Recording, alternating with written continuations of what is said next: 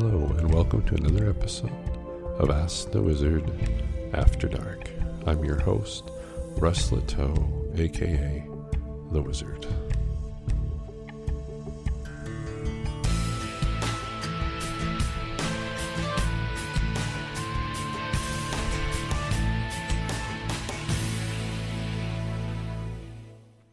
Hello and welcome to a good late night Friday evening. This is the episode of Ask the Wizard After Dark for June 24th. We have just finished up our fourth full week of broadcasting on the Convergence Media HC network. We've had our daily Facebook Live broadcast at 11 a.m. Mountain Standard Time, and then of course these at 11:30 p.m. Mountain Standard Time. As I look back on the past month, I'm amazed at how it just so organically has come together. And I think as we step into a life of spirituality, as I've talked about in past episodes, one of the concepts that we must embrace is that we do not live in a world filled with randomness and chaos, even though it may appear that way on the surface. An example I often use of our lives and our life experiences, and this physicality that we've been taught is so real and unchangeable, is the Cadbury Easter egg. Now, we've all probably seen the Cadbury Easter egg, and it's got this colorful tin foil on the outside of it. And so we look at the egg and we see this multicolored tin foil, and we say, there's the egg. But of course we know that that tin foil is very, very thin. And really 99% of what we're looking at, we can't see. Because what really makes up the egg is all the chocolate and the cream filling that is being concealed by the colorful, shiny tinfoil. And we know that what gives that tinfoil form is the egg. If the egg was a different shape, the tinfoil would be a different shape. And you see, that's the way it is in our life experience. We look at this physical world and we decide it is so rigid, so unchanging, so real. And yet, what we're really looking at is colorful, shiny tinfoil. Very, very thin, very etherical. I was listening to a talk by Deepak Chopra today, and he said that with the science that they now know to be true, that our entire, I think 99%, I believe he said, of our physical body gets renewed in 1 year. 99% of our body gets renewed.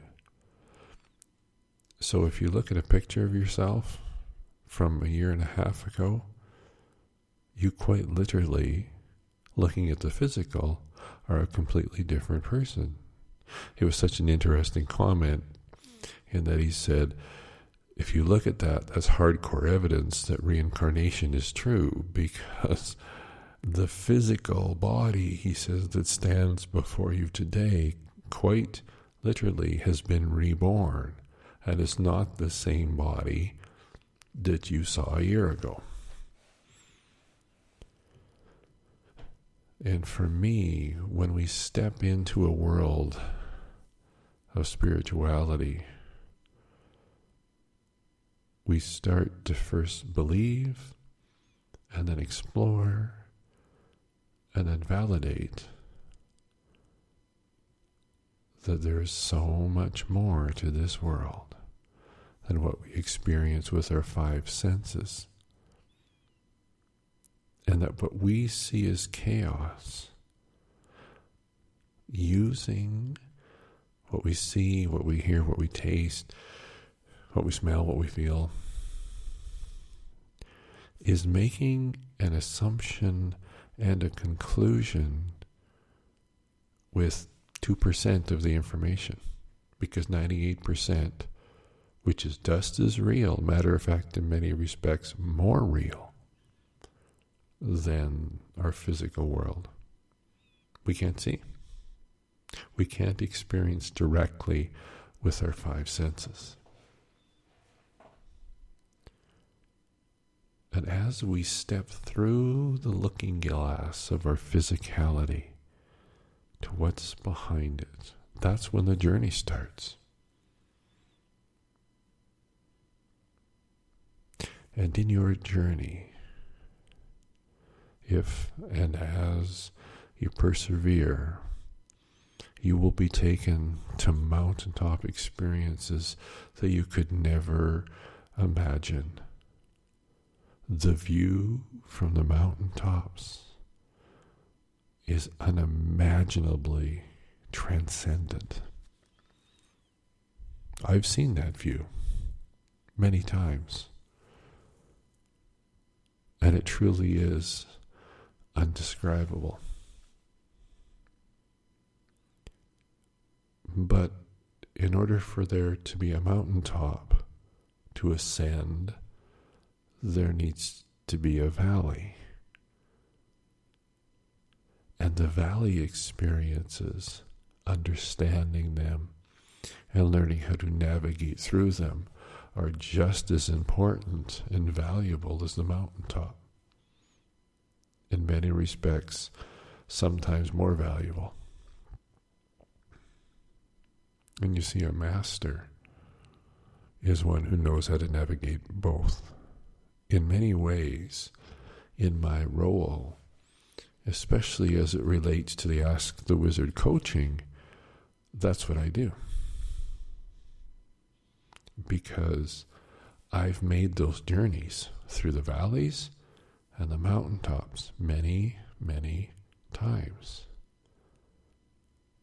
And so, in many respects, I quite literally am a guide. Because I've made the journey. And I can share and support people in navigating their way through both experiences. You see, so often we think that the mountaintop experiences, once we have them, there's really nothing else we have to do. But you see,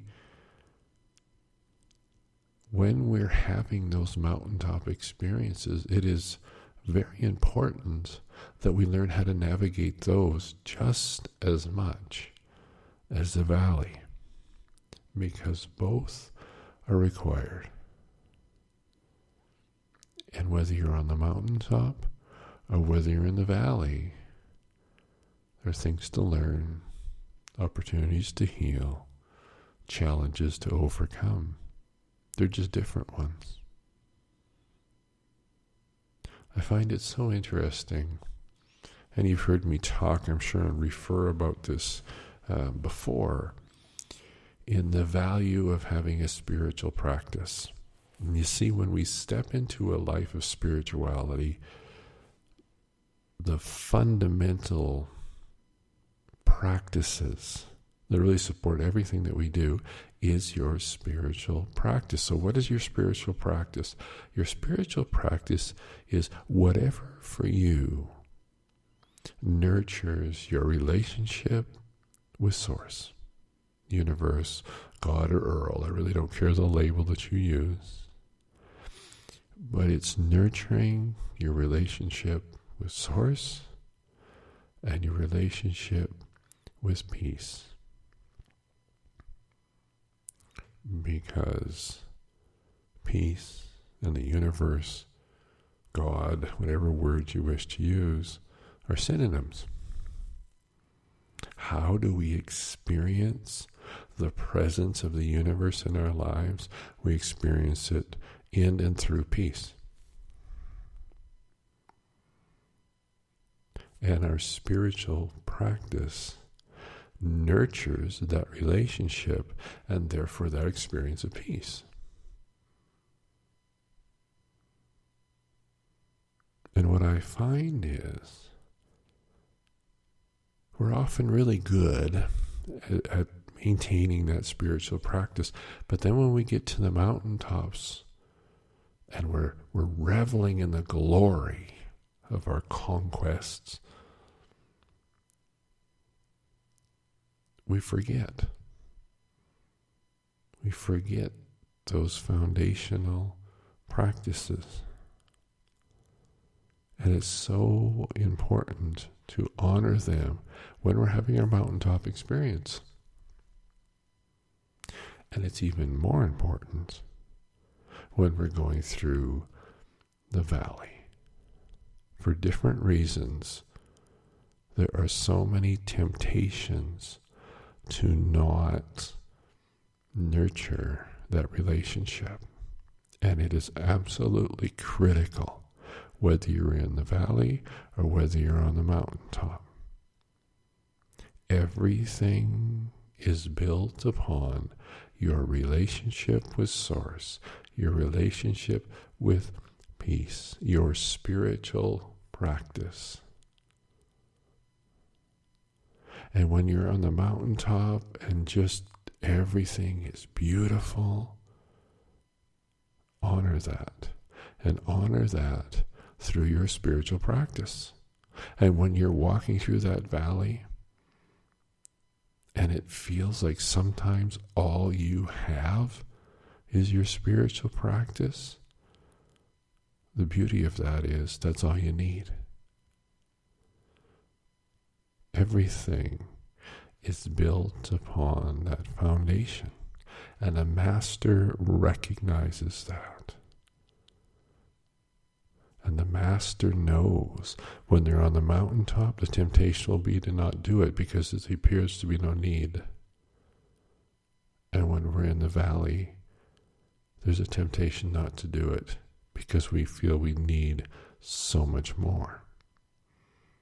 But a master knows that whether they're walking through the valley or in admiring the view from the top of the mountain, that living starts and ends with their spiritual practice. So your assignment for the next 24 hours until we meet again is to think about that. What is your spiritual practice? Does it fit for you? Are there different things you can do? Do you have some questions around it? Do you find it difficult to maintain a spiritual practice? If you do, talk to me. Reach out to me. On Twitter, you can find me at Russ Liteau. Facebook, Russ Liteau. My website is Russ Liteau, RussLittau.com. What are your challenges? What are your frustrations?